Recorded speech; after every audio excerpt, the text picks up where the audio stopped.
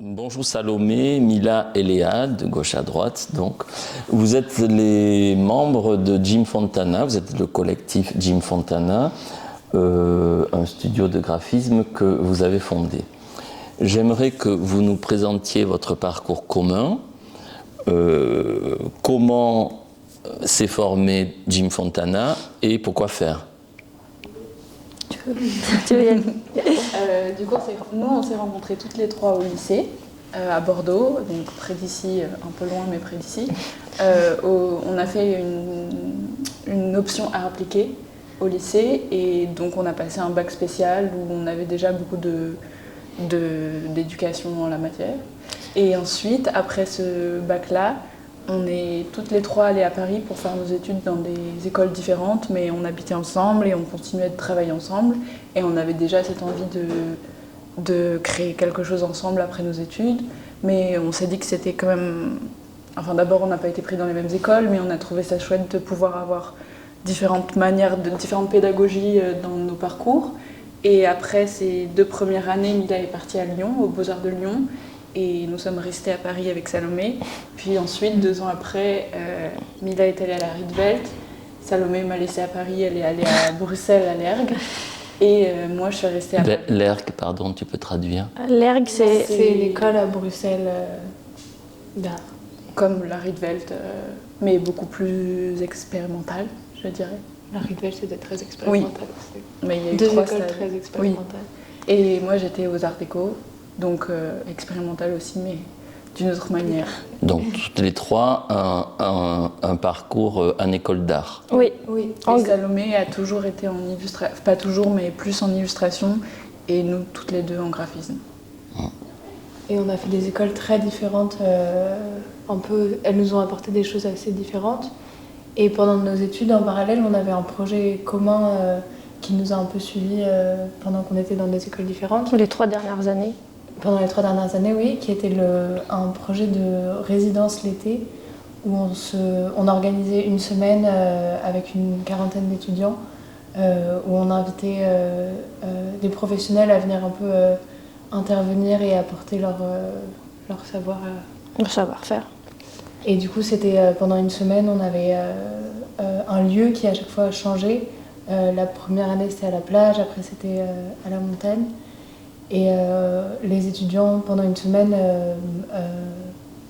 créaient ensemble. L'idée, c'était de se rencontrer et de travailler localement. Donc, chaque projet était inspiré du lieu et on donnait un thème impulseur un peu pour aussi... et donc, il fallait travailler avec les matériaux. Alors, je reviens à Jim Fontana, dont on a compris qu'il y avait des affinités qui étaient là, qui ont tenu. Vous avez fondé Jim Fontana. Alors, vous avez fondé ce collectif, pourquoi faire? À la sortie d'école, ensemble. On savait qu'on voulait travailler et on s'est dit qu'il fallait se lancer directement après. Donc, ce qui nous a aidé, c'est qu'on a trouvé un atelier, un endroit où se réunir à Paris, à la Tour Orion. C'est une association avec plein d'autres artistes et designers. Donc on avait ce lieu et on a commencé à faire notre site internet et essayer de trouver des clients parce que notre envie, c'était, après d'avoir fait des projets auto-initiés, c'était de répondre à des commandes, de travailler pour des gens, ce qu'on n'avait pas encore fait à 3. À l'école.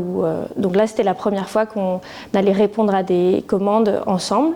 Et donc la première année, on a eu quelques projets, la deuxième un peu plus et la troisième encore un peu plus. Donc ça s'est construit comme ça, avec un peu de chance et au début aussi juste du travail, pas forcément rémunéré, mais juste toujours être dans la dynamique de faire des choses pour déjà apprendre à travailler ensemble. Et apprendre à travailler juste en dehors de l'école aussi. Donc vous avez alterné projet auto-initié et travaux de commande. Ouais. Aujourd'hui, vous êtes en résidence de recherche au Bel Ordinaire. Votre intention parlait de la nuit, de la production d'une série d'affiches et d'un catalogue d'expérimentation. Donc, que se passe-t-il pour vous et que cherchez-vous au cours de cette résidence au Bel Ordinaire? Je pense que c'est déjà une rencontre avec l'atelier de sérigraphie. On a commencé avec l'envie d'expérimenter la sérigraphie.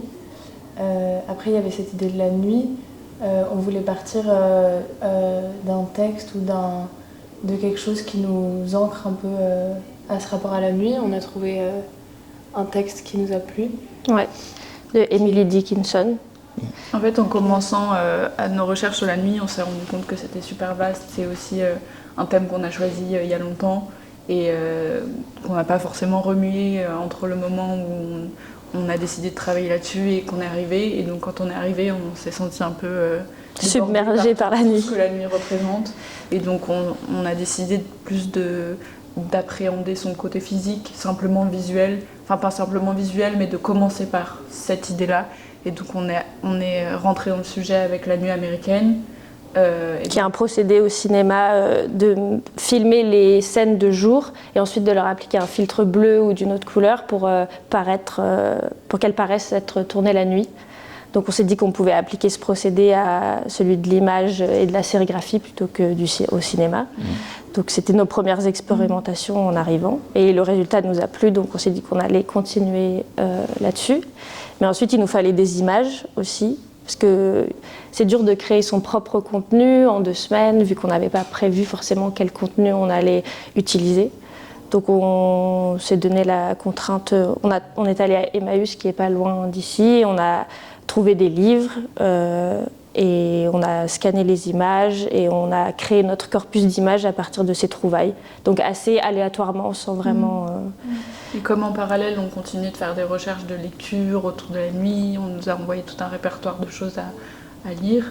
On a trouvé en même temps, on faisait des liens entre ces textes et ces images et le fait qu'elles soient presque hors sol par rapport au sujet, elles n'ont pas de rapport direct avec la nuit. Et parce que souvent rentrer aussi en résonance avec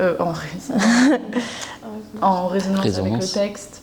Oui, on ne voulait pas être trop premier degré la nuit, parce qu'au début, on est peut-être allé vers des formes qui représentent la nuit très littérales, mais ensuite, on a essayé de vite sortir et se dire c'est aussi des images de jour, c'est aussi juste des choses qui pourraient passer dans la nuit, qu'est-ce que ça ferait alors qu'elles n'en ont aucun rapport.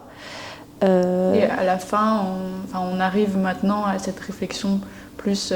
on est parti de quelque chose d'assez visuel, simplement ces filtres qui semblent un peu mystérieux puisqu'ils sont pris la journée. Mais maintenant, on arrive à cette idée de cycle, de répétition. On a retravaillé les images. Et donc, la nuit, elle prend... Il y a cette notion-là qui est ressortie parmi toutes les notions qu'a la nuit.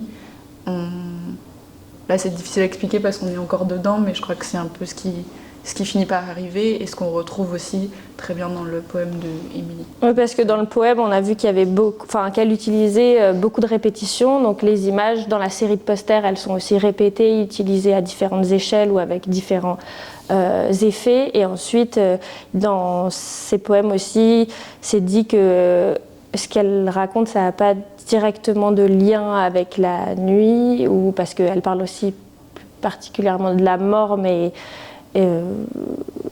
donc elle ne parle pas de la nuit au premier degré, elle utilise des images autres, et donc on trouvait que ça avait un lien avec le fait d'utiliser des images autres aussi.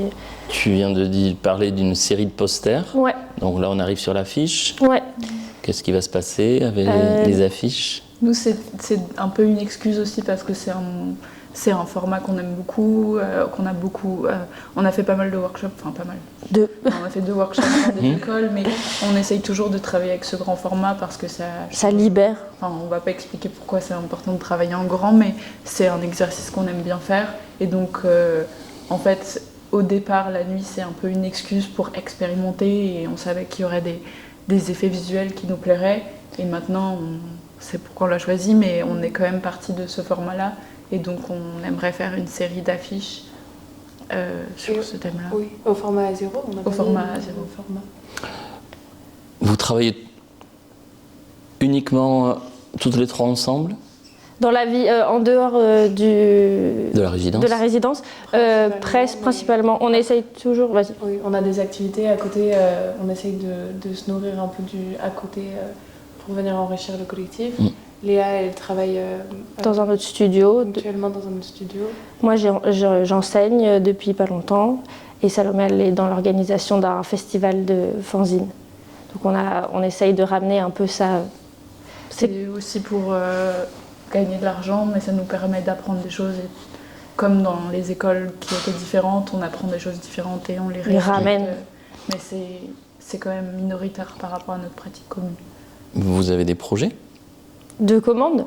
Non. Ce que vous voulez? En ce moment, on a notre projet qui nous occupe beaucoup de temps, c'est d'avoir un lieu à Paris qui soit à nous, qu'on puisse occuper et qu'on puisse faire vivre avec des expositions, des lectures, qu'on vienne animer de manière un peu vivante. Et après, à côté...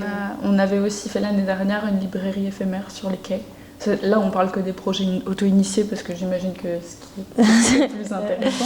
Mais l'année dernière, avec 2 amis qui sont Marius Astruc et Paul Bouygues, qu'on a rencontrés aux Arts Déco, on a fait une librairie éphémère sur les quais en face des Beaux-Arts, dans une boîte à livres. Et donc, c'était pas seulement une librairie parce qu'elle était augmentée par des discussions. Ça s'appelait Conversation. L'événement s'appelait Conversation et donc c'était sur 4 jours. Et il y a plusieurs praticiens du design graphique qui sont venus faire des choses, dire des choses, montrer des choses. Et donc, on aimerait bien le refaire cette année. Si ça sera sûrement en 2025, mais... Ouais. Et Jim Fontana, pourquoi Jim Fontana? Il nous fallait un nom pour nous retrouver toutes les 3. Oui. C'était un peu aussi une blague parce qu'on est 3 et on voulait se regrouper sous un nom qui est un peu classe et un espèce d'homonyme derrière lequel on pourrait se cacher en étant 3 femmes, en choisissant le nom d'un homme comme si on avait un studio très connu et que nous on était ses petites mains, les petites mains de Jim. Parce que c'est ce qui se faisait, c'est assez ironique, c'est un peu détourné, parce que c'est ce qui se fait beaucoup, ce qui se faisait beaucoup. On se rend compte qu'il y a des noms qui ont des studios qui ont le nom d'une personne, souvent masculine, et en fait derrière il y a plein de gens qui travaillent. Et nous, c'était un peu cette idée-là. Après, pourquoi Jim Fontana? Il fallait trouver. Vous singez cette posture. Voilà, exactement. D'accord. Jim est en réunion et qui ne pourra pas être là aujourd'hui. D'accord. Merci beaucoup. Merci beaucoup.